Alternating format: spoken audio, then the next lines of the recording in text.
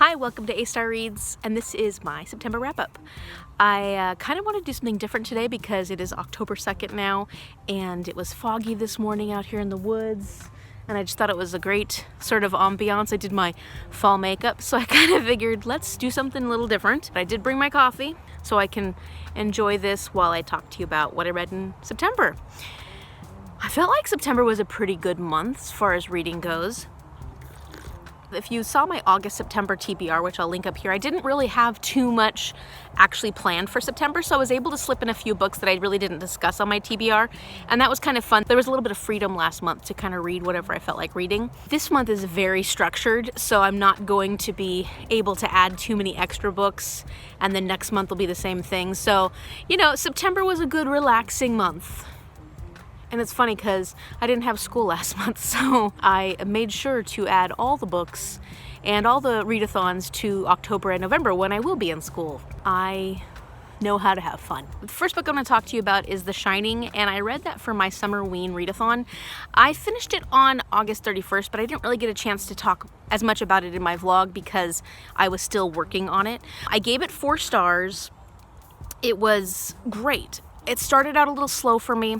I like Stephen King's writing style. It's a little gritty. The characters are really gritty. Stephen King's really incredible at the psychological thrillers, and he knows how to really get to your brain. So I felt that The Shining was fantastic. I know it's one of his best, most well-received books. I really loved some of the main characters. I loved Danny and I loved Halloran, and of course Jack as a main character was, I mean, he was very scary. He did a great job of that. It was interesting to see, you know, having watched the movie and then reading the book, how different they were. I mean, they were really different, and that wasn't a bad thing. I actually like that because it gives you 2 very different experiences.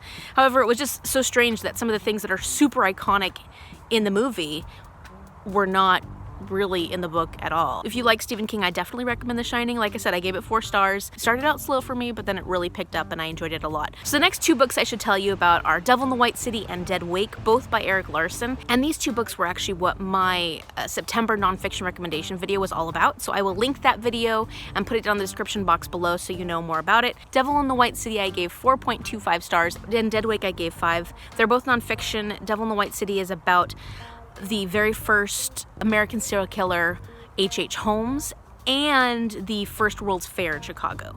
And then Dead Wake was about the Lusitania, which was the ship that was bombed during World War I. It was said by some to have been like the trigger to cause the US to get into World War I. Sort of led to decisions that were made by Woodrow Wilson to eventually join the war. Those are both great books. I love Erik Larson's writing style, and if you're interested in that, definitely check out my video. So the other nonfiction book that I read for the month was Becoming by Michelle Obama, and I gave this book 5 stars. My very favorite book of the month. It was incredible. I listened to it, so I got to hear Michelle Obama narrating it. I cried off and on throughout it. We're going through her childhood into when she actually met Barack Obama, then through the whole presidency, and I really appreciated hearing her story, you know, because you tend to think of especially very famous couples like that as, you know, the president and his wife. And I hate that because Michelle Obama is an incredible woman who's done so many things, and you don't hear about those things first and foremost when you're thinking of that power couple. It was a great time to read Becoming because I had just read The Warmth of Other Suns. Michelle Obama's from South Shore, Chicago, so there were some crossovers in the period of history that I really enjoyed reading about. It was a great book to supplement with like The Warmth of Other Suns and some of the other educational books I've been reading recently for like the Black Lives Matter movement. It made me feel a lot of personal connections. She was talking early on about deaths that she was dealing with and how she was dealing with them, and I fairly, you know, 5 years ago, but feels fairly recently, went through the death of my grandmother, who was very close to me, and it changed my life. You know, I'm much different today because of that, and so it definitely brought up things that made me think and feel and cry. And I also feel like, you know, Michelle, in case you're watching this, we would probably be fairly good friends, so hit me up if you want a buddy. She doesn't. The level of intimacy you have with Michelle Obama in reading this book was one where you feel you can connect with her and that she's a very relatable person. And I really appreciate that because she is a relatable person. You don't really get to see that when you think of the First Lady of the United States. So I really enjoyed Becoming. I highly recommend it, and especially the audiobook. Listen to the audiobook. Okay, so the next book I want to talk to you about is The Lost Girls of Paris, and I gave this book a 4 stars. It is a historical fiction about these women during World War II, and they were radio operators communicating information on the ground with the UK and then with other people who were in France, trying to help with the resistance against the German forces. I also did a review video for that, so if you would like to know more about it, I'm going to link it up here and down below. I really enjoyed that book, so I definitely recommend it if you're into historical fiction. The next book I want to tell you about is a sci-fi. I read The Martian by Andy Weir.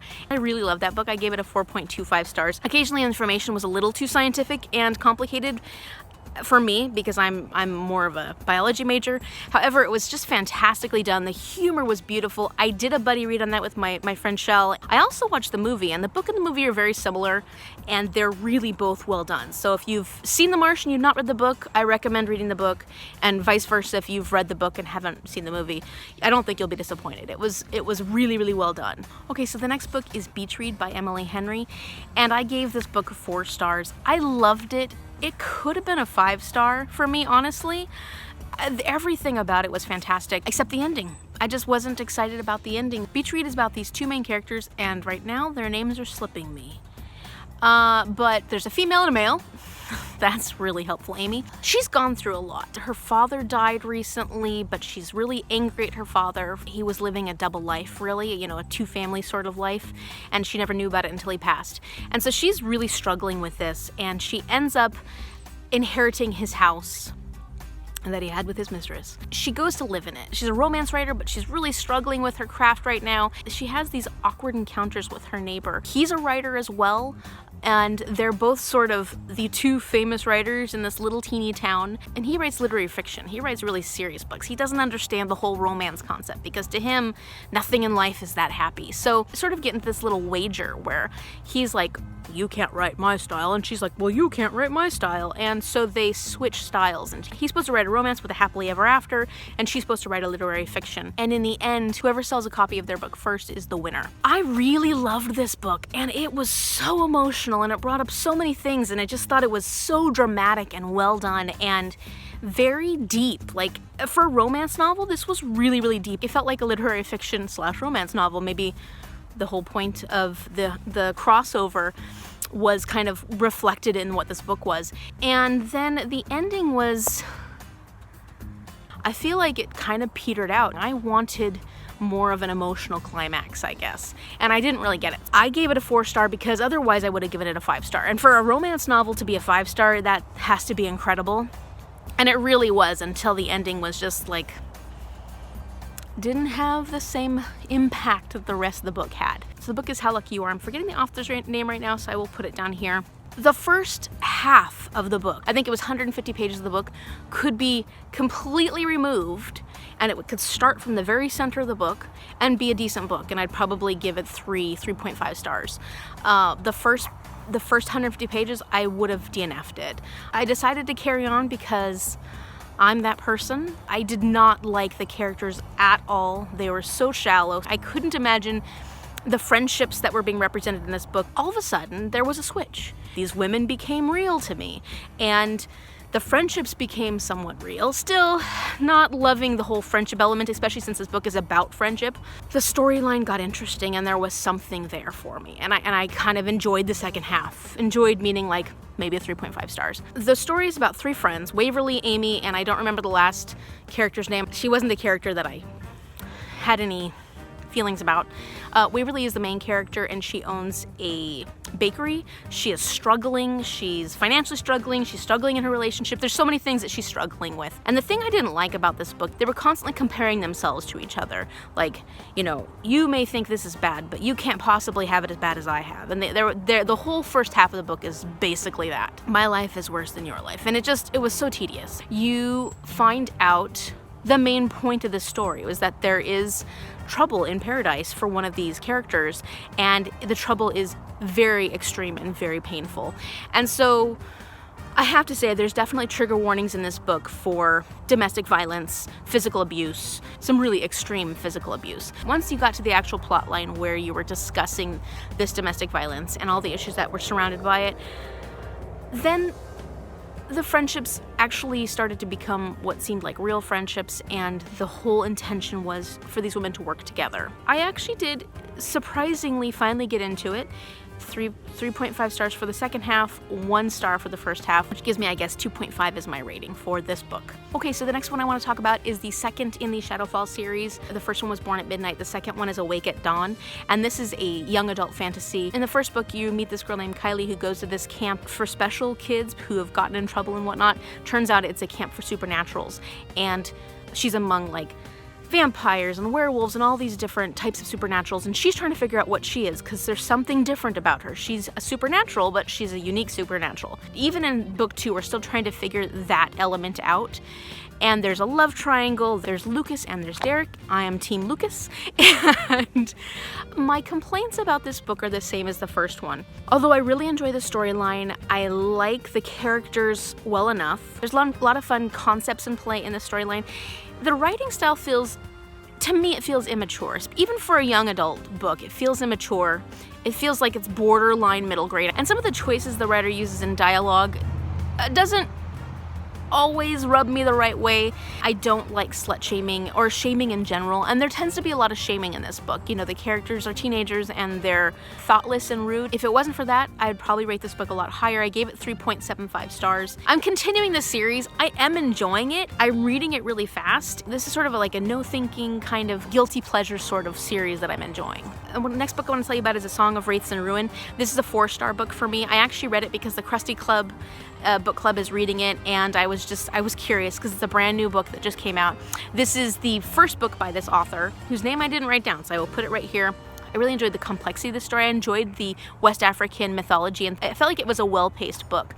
That being said, I liked the characters. I didn't love the characters. I didn't create real strong connections to them early on. It is her first book, and you kind of have to take that into consideration. For a first book, it was incredibly well done, and I really enjoyed it. So I'm excited about reading the next one because it is part of a series. I don't know how many she's planning on having in it, but it will continue on, and it leaves you on this big cliffhanger, and you're kind of like, what's going to happen next? Because there's huge twists and turns in this book that you don't necessarily expect. All right, Editing Amy here, and I went over my explanation for A Song of Wraiths and Ruins, and it was terrible, to be honest. So I'm gonna give it to you again here, and hopefully I do a better job this time.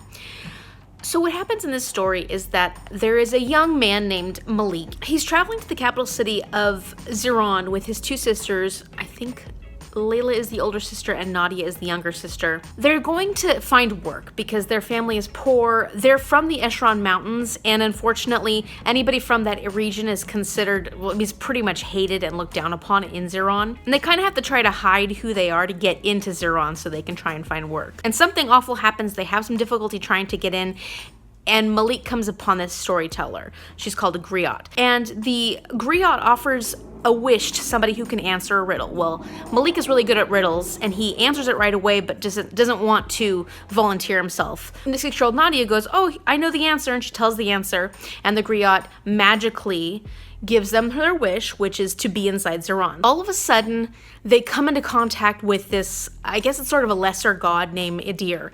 And Adir is trying to punish them for using magic, and he kidnaps Nadia, and he says, unless you do the things that I need you to do, I'm going to keep Nadia, the little 6-year-old girl. So Malik's like, I will do anything to save my sister. He has to go on this journey to try to fulfill what Adir wants him to do. So at the same time of this story, you meet another character, and her name is Karina. She is the princess of Ziron. Her mother is the queen. She doesn't want to be the princess / future queen. There have been some really difficult family situations. She doesn't necessarily get along with her mom well, and life has been rough for her. So on that first night that we meet these different characters, it's the beginning of this big festival called Solstatia. And Solstatia is this event that happens once every 50 years that helps to dictate who the patron deity of the next 50 years will be. So say people who are life aligned have a specific goddess that they follow. If a person from that alignment wins the Solstatia challenge, then the life goddess sort of is the main figure you're worshiping for the next 50 years. During this process of Solstatia, There's a lot of secret magic that comes about. There are horrible, unfortunate events that Karina faces, that Malik faces, and their lives become intertwined.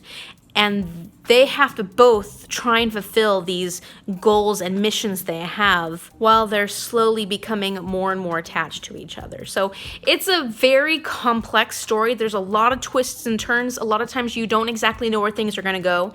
And then when you actually get to that twist, you're like, oh, I wouldn't have imagined that. I think there were a few things that I kind of figured out, but it really was a complex story. And I'm sorry if this doesn't explain it well, but there's so many elements to it, it's really hard to really lay it out for you what it's all about. It's exciting, it's fun, the characters are fairly decent, and I'm really looking forward to the next one. So for the next 2 books I want to tell you about, I actually joined NetGalley. It's this platform that connects different book reviewers and book influencers with the publishers, and so they can get ARCs, which are copies of books that are going to be coming out in the future and haven't yet come out, so that you can read it in advance, give feedback to the publishers so they can relay it to the authors.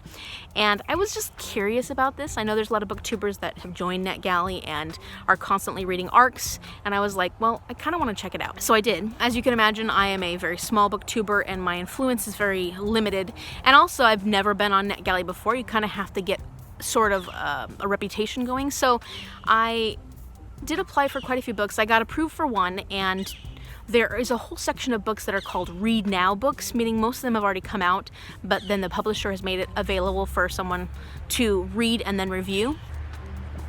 Waiting for a car to go by. So I ended up reading 2 of those books. One of them was an audiobook, the other was a book, like an ebook.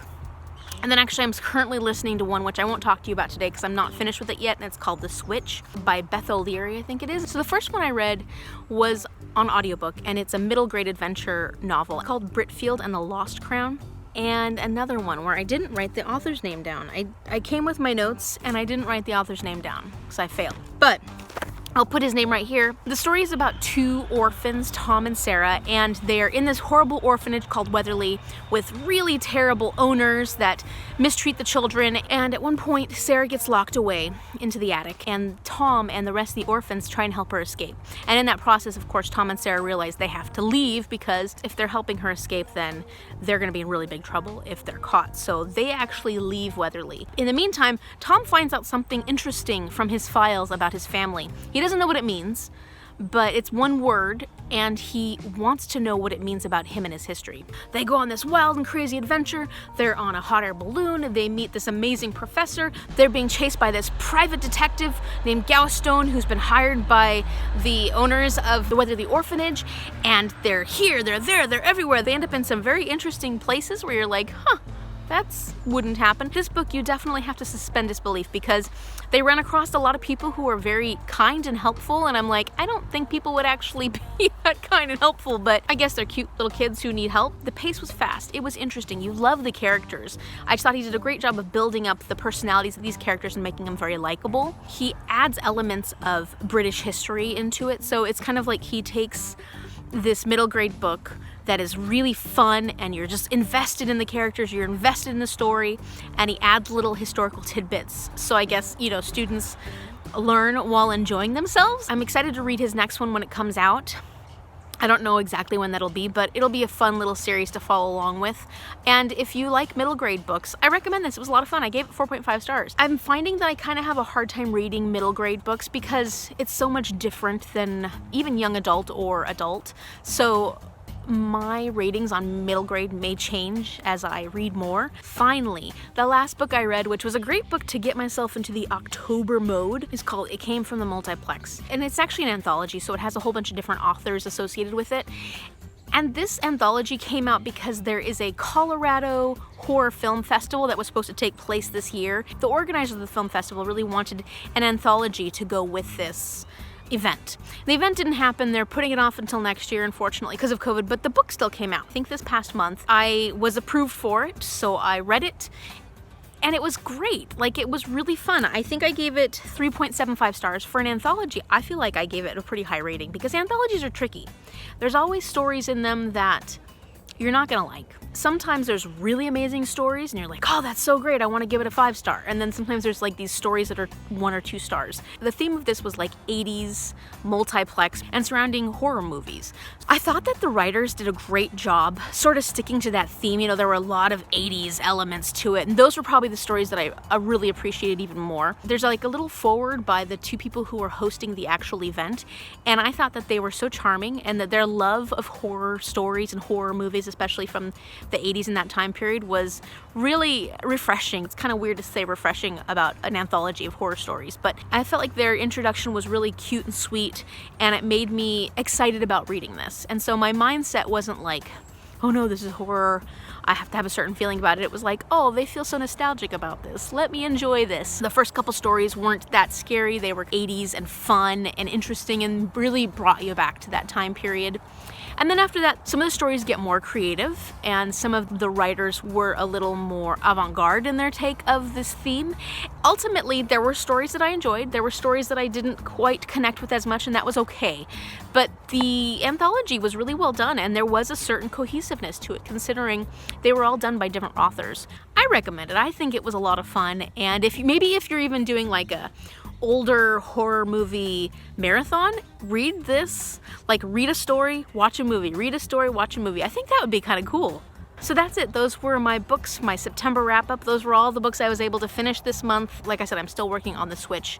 I'm going to be finishing that here in October, and I've already started reading my October TBR, so I kind of hope that I have as much success in October as I did in September, because I felt like it was a pretty good reading month. So if you've read any of these books, let me know in the comment section below. I'd especially like to know if you've read Beach Read and what you thought about it. I know that on BookTube it was kind of hit or miss for people. Some people loved it and some people didn't. And it'd be interesting to hear what you thought. If you thought this video was helpful and you enjoyed it, click the like button and subscribe right now so you can see more of my future videos. Thank you so much for watching. Bye.